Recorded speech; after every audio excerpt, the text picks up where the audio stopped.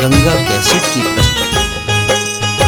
हम अभागल छी हे मैया, हमरा पर में दया करू। हम अभागल छी हे मैया, हमरा पर में दया करो। हमरा पर में दया कर मैया, हमरा पर में दया करू। एलोहन बर आस लगा कर हमर विपदा माय हरू। हम अभागल छी हे मैया।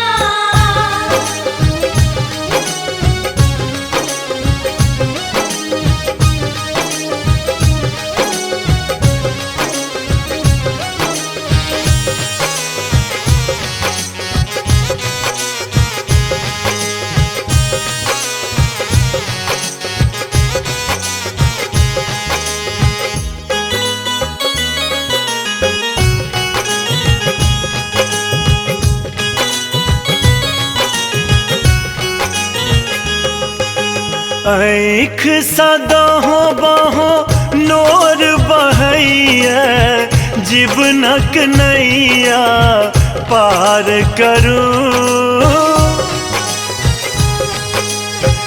आँख सदहो बहो नोर बहैया, जीवनक नैया पार करू। करुणा अहाँ के ने जनैया, हमरो पर माँ कृपा करू। हम अभागल छी हे मैया।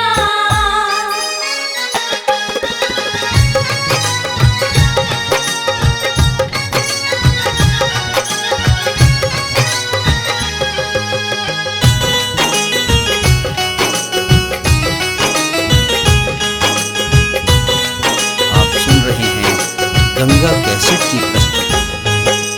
कियो ने निक बोल कहैया, हमर दुखरा माय सुनू।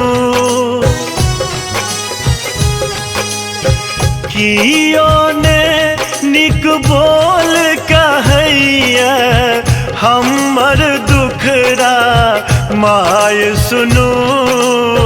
दुखक पीड़ा सहलो न जाइए, दुखक दिन माँ दूर करू। हम अभागल छी हे मैया।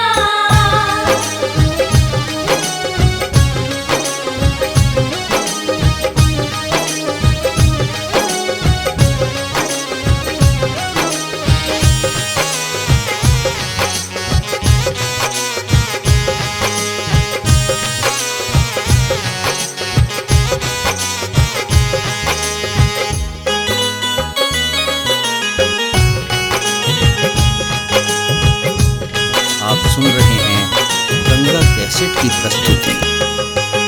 हे जगतारिणी हे जगदम्बा, दुर्गे सक विनती स्वीकार करू। हे जगतारिणी हे जगदम्बा, दुर्गे सक विनती स्वीकार करू।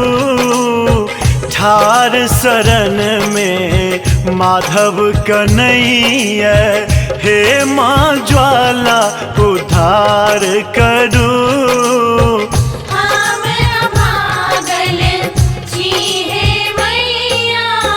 हमरा पर में दया कर मैया, हमरा पर में दया करू। एलोहन बर आस लगा कर हमर विपदा माय हरू।